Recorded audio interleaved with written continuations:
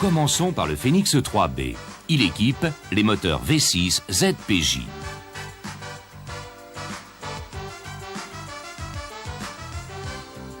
Ce système est géré par un calculateur qui a pour fonction principale l'injection, l'allumage et pour fonction annexe le régime moteur, l'évaluation de la consommation. Il prend aussi en compte la climatisation, la boîte de vitesse automatique et bien entendu, il dispose d'un autodiagnostic embarqué. Le calculateur. Il possède en mémoire les données idéales pour le bon fonctionnement du moteur. Ce sont les cartographies d'injection et d'allumage.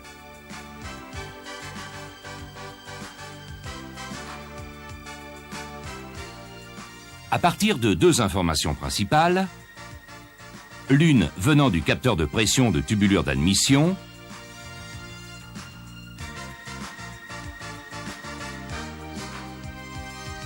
et l'autre du capteur de position et de régime,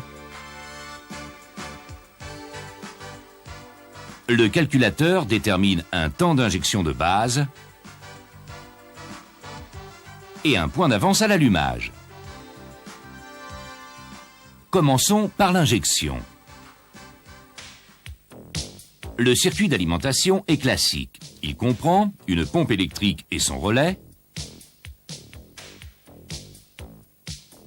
un filtre, un amortisseur de pulsation,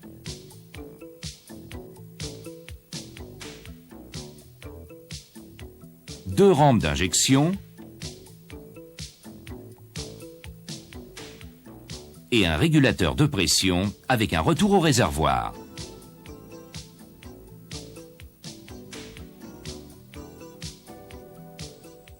Le temps d'injection de base, déterminé par le calculateur, est modulé grâce aux informations fournies par différents capteurs. La thermistance d'eau,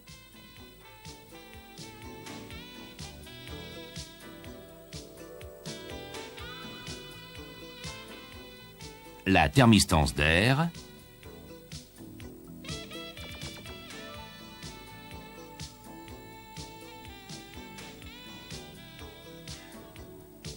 le potentiomètre de papillon, accélération, pleine charge, décélération,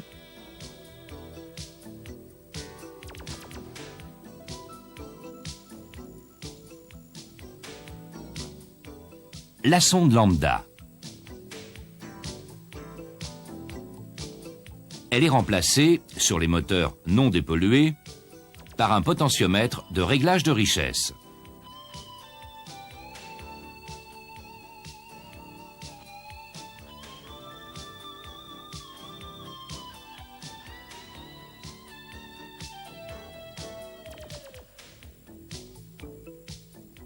Et enfin, le capteur de vitesse.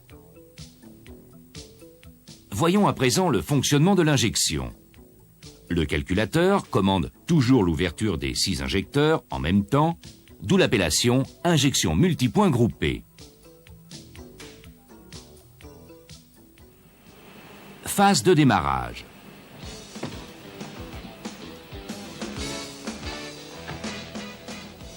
Dès que le conducteur actionne le démarreur, l'injection a lieu tous les tiers de tour.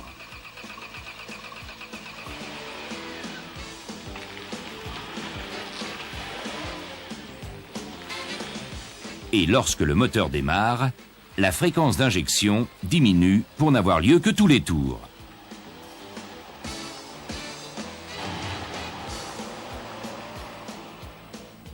Ensuite, le temps d'injection diminue progressivement en fonction de l'élévation de la température d'eau et de l'air du moteur. En même temps, le calculateur pilote le réchauffage interne de la sonde lambda afin qu'elle soit opérationnelle au bout de 30 secondes. Phase d'accélération.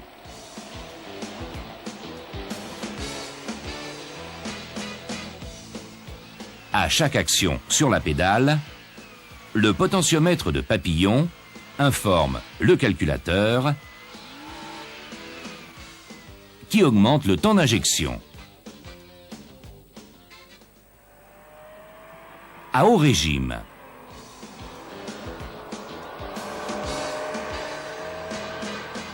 l'injection est coupée au-dessus de 6400 tours minute. Phase de décélération.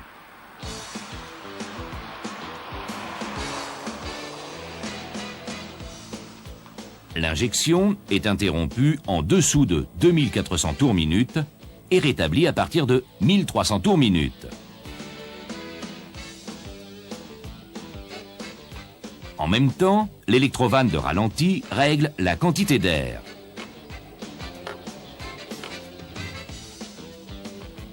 De plus, le capteur de vitesse, relayé par son boîtier interface, fournit au calculateur deux informations.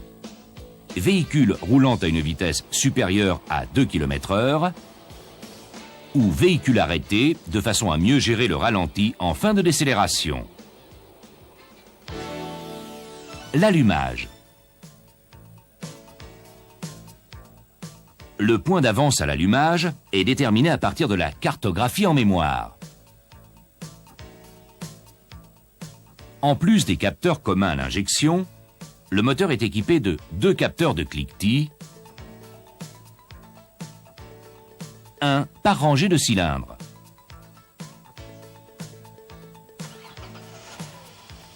Les capteurs de cliquetis mesurent en permanence le bruit moyen de chaque cylindre et envoient une information au calculateur dès l'apparition du cliquetis. Le calculateur détermine le cylindre correspondant grâce aux capteurs de position et de régime. À l'apparition du cliquetis, le calculateur dispose de deux solutions de correction en fonction des conditions d'utilisation. En accélération, une correction rapide de moins 5 degrés est appliquée avec un retour rapide à l'avance nominale, degré par degré, à chaque allumage.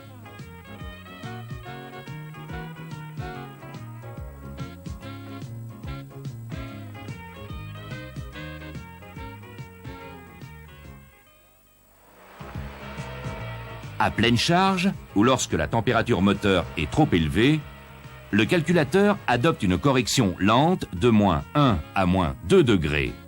Le retour à l'avance cartographique se fait lorsqu'il n'y a plus de cliquetis détectés au bout de plusieurs secondes. Il en est de même lorsque le véhicule est en vitesse stabilisée.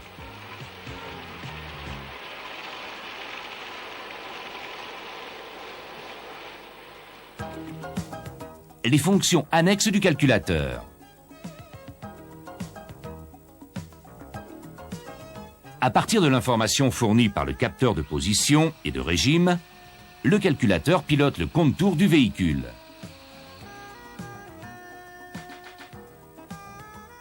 L'addition des temps d'injection correspond à un volume de carburant.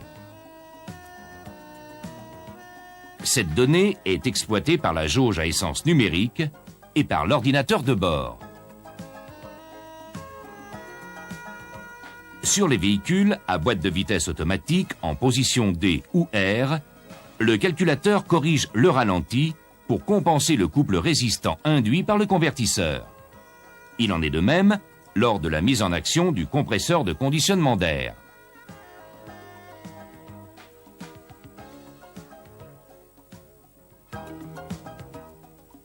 L'autodiagnostic embarqué. Lorsque le calculateur reçoit une information anormale d'un capteur, coupure ou court-circuit, il adopte une valeur moyenne qui assure le fonctionnement en mode dégradé. Si le défaut est fugitif, il est effacé de la mémoire au bout de 50 démarrages. Si le défaut est mineur, il est mémorisé. Et si le défaut est majeur, il est également mémorisé et le calculateur déclenche l'allumage du voyant au tableau de bord.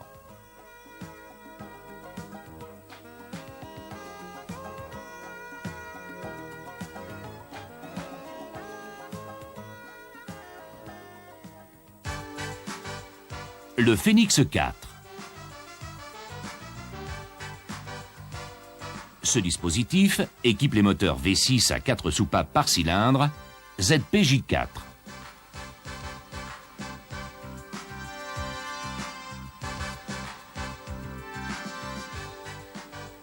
Il diffère du Phénix 3B par les points suivants. L'injection est séquentielle, c'est-à-dire cylindre par cylindre. L'admission d'air est à flux piloté.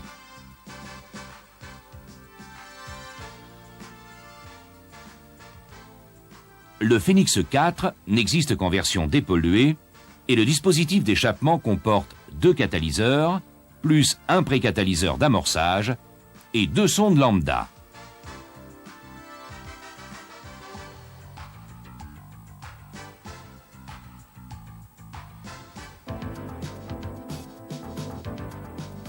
Le calculateur. Il reçoit une information supplémentaire par rapport au Phénix 3B par l'adjonction d'un capteur de référence cylindre.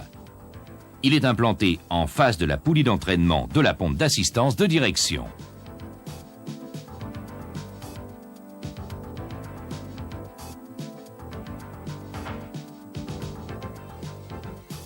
Il détecte le passage d'un repère de référence correspondant au cylindre numéro 2.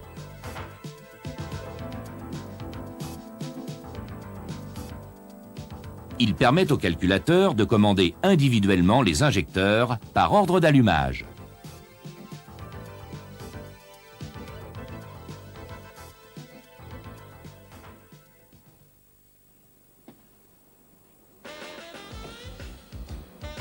Au démarrage, l'injection est identique au Phénix 3B, c'est-à-dire simultanée tous les tiers de tour et tous les tours lorsque le moteur démarre. Mais dès que le régime moteur est supérieur à 300 tours minute et que le signal du capteur de référence a été reconnu plusieurs fois, l'injection devient séquentielle pour un dosage plus précis.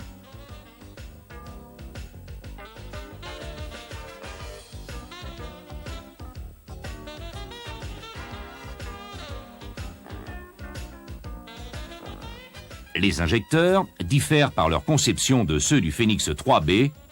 Ils ne sont donc pas interchangeables. Autre particularité du Phénix 4, l'admission d'air à flux piloté.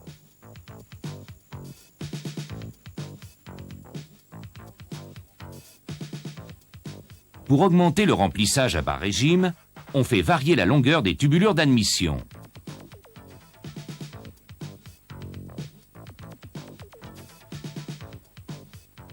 L'admission d'air se fait par 2 entrées.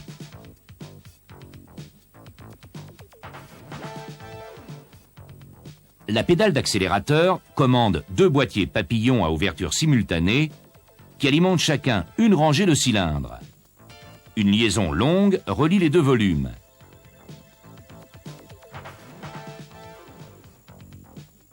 Elle est fermée par 2 papillons commandés par un poumon à dépression.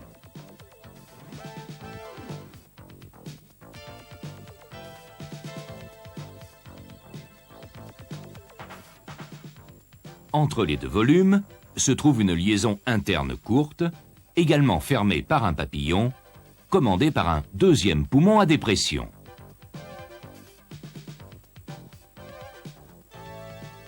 Au centre, une réserve de vide est mise en communication avec les poumons par l'intermédiaire d'électrovannes pilotées par le calculateur.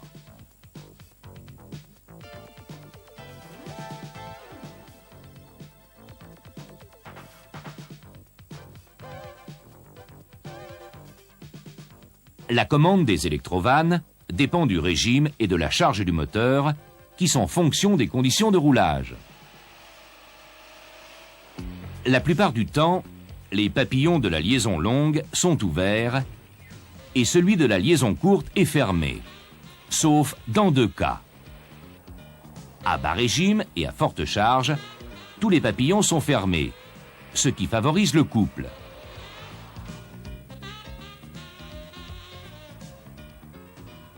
À haut régime et à forte charge, tous les papillons sont ouverts pour obtenir le remplissage maximum.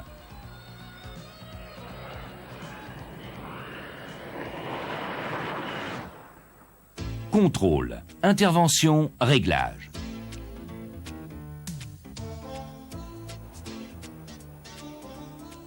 Le calculateur a mémorisé les défauts qui ont pu survenir dans le fonctionnement.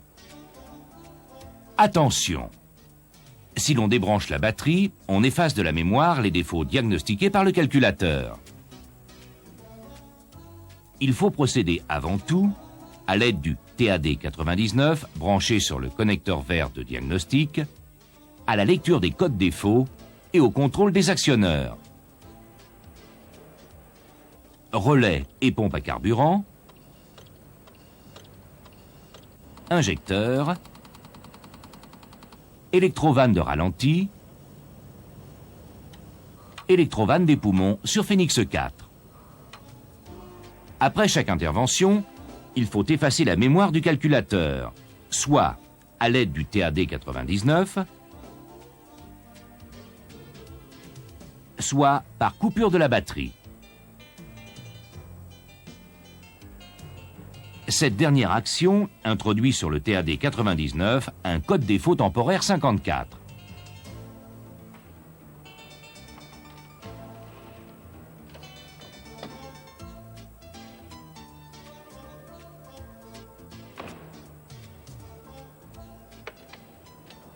Il faut alors mettre le contact plusieurs fois pour réinitialiser l'autodiagnostic.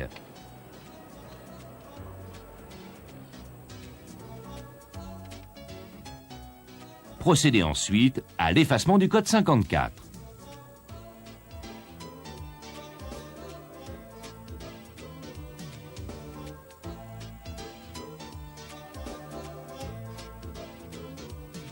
Dans tous les cas, relire les codes pour obtenir uniquement 12 et 11. Procédez à un essai routier. Contrôlez une dernière fois les codes défauts.